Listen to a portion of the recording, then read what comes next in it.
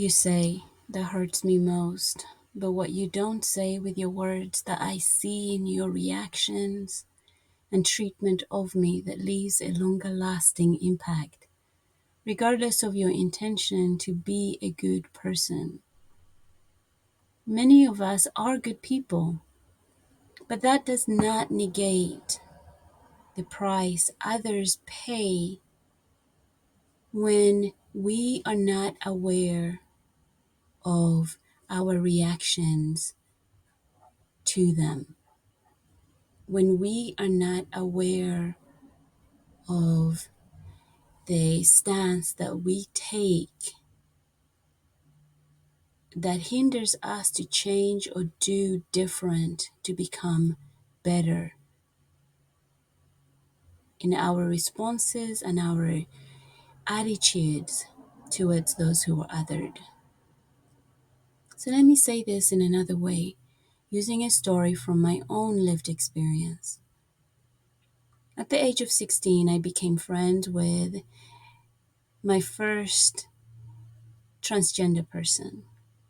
She, at that time, as an adult, was transitioning from male to female, becoming who she sensed herself to be, in spite of the physical appearance and the form she was born in. She, at that time, was going through the process of transformation.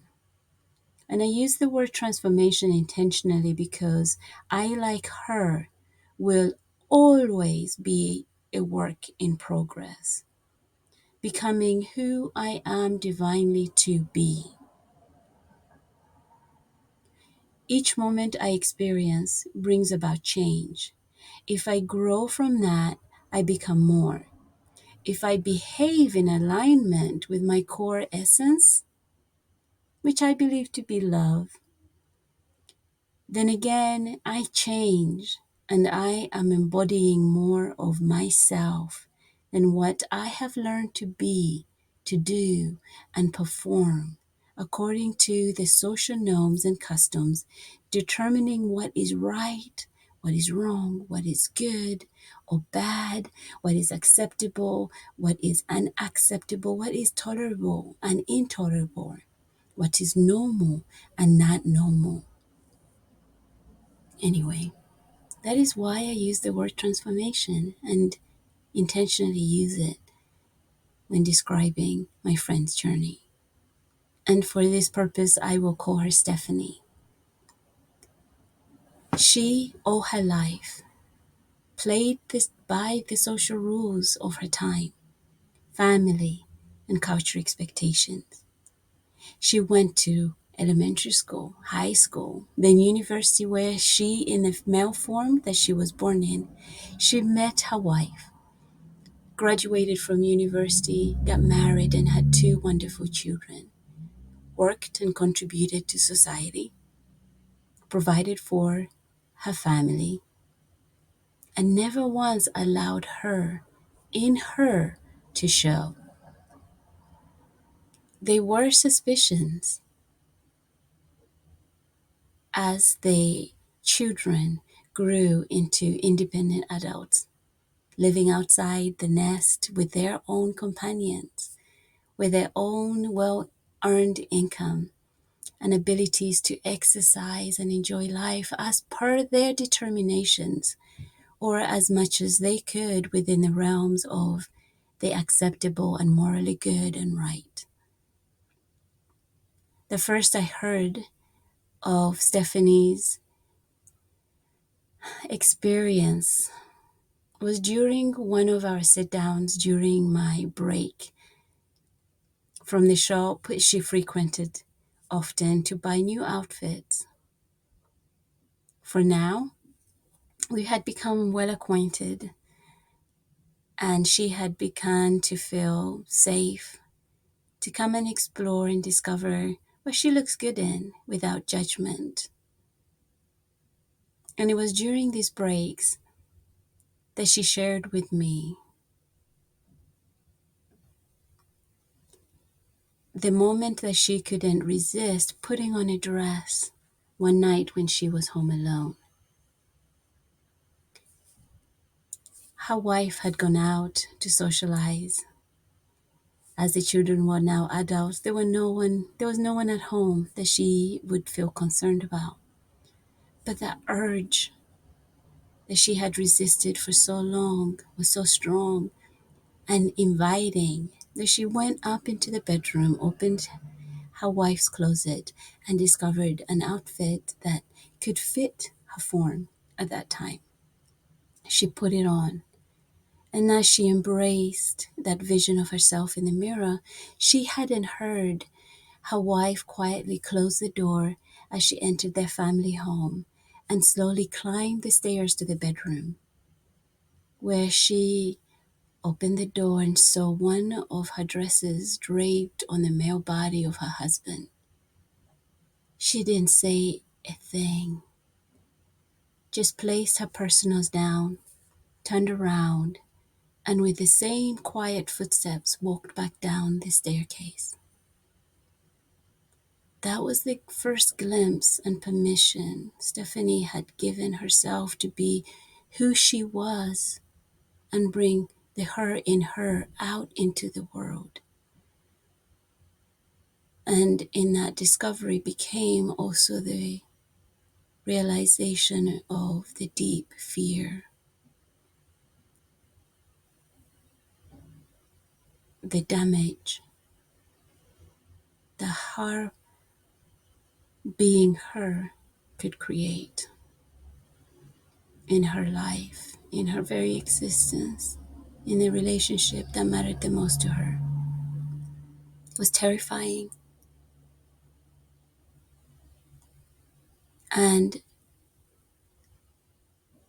that in her went back in the closet, same with the dress, and lasted there for almost 10 years with great difficulty emotionally, mentally, spiritually, socially, and interpersonally. The pain, the guilt, the shame, the fear she experienced and deepened in bouts of depression and self-isolation, self-loathing. She told me her relief came through self-injurious behaviors and on 5 separate occasions attempts to die by suicide.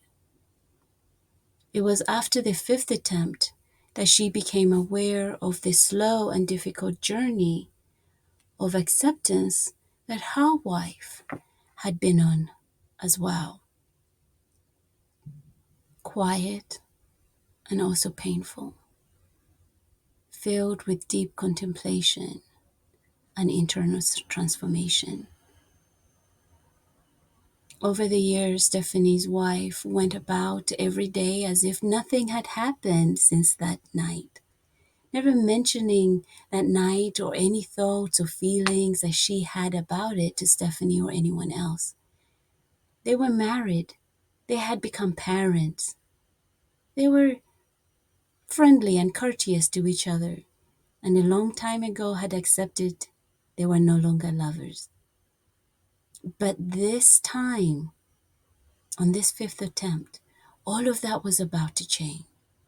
They were to become true friends after openly talking and sharing thoughts, feelings, fears, experienced judgments, and unlearned and discovered to be unlearned biases. And what can be accepted to oneself for now. Stephanie, in her late 50s, after that 5th attempt with a friend who was ready and willing to also be vulnerable and open about their experience, had found a true friend who encouraged her for the very first time to be more of herself. And in turn, she did feel permitted to come out, allow the in her that had been so visible, but invisible, was now supported. Over time, this was a way of being left to be and exist. And from the safe walls of their family home, she started to have enough confidence to share this in her with the others around her.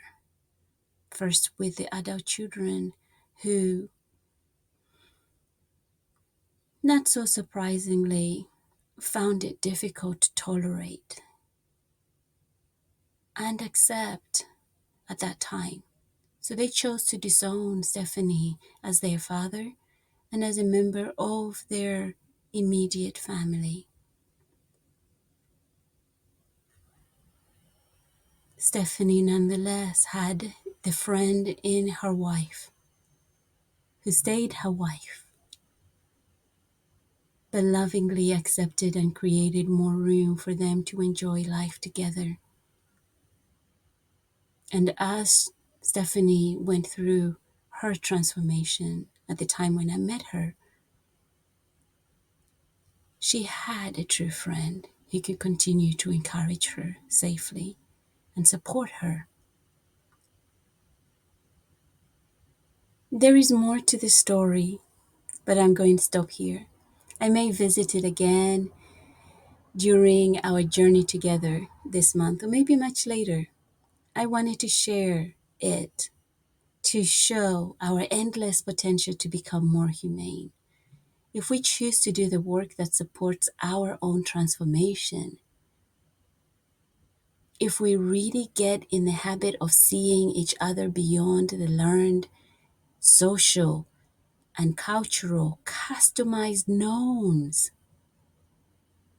without trying to prove what is wrong or right about what is our individual truth, we may create safer spaces where empathy and compassion resides, and being human, regardless of our form, is enough.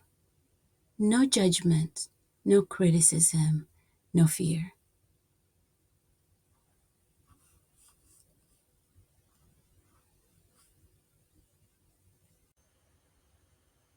There is always an invisibility. What could you do to become intentionally more inclusive, starting now, starting today, to allow somebody else's in to be visible without fear of being excluded?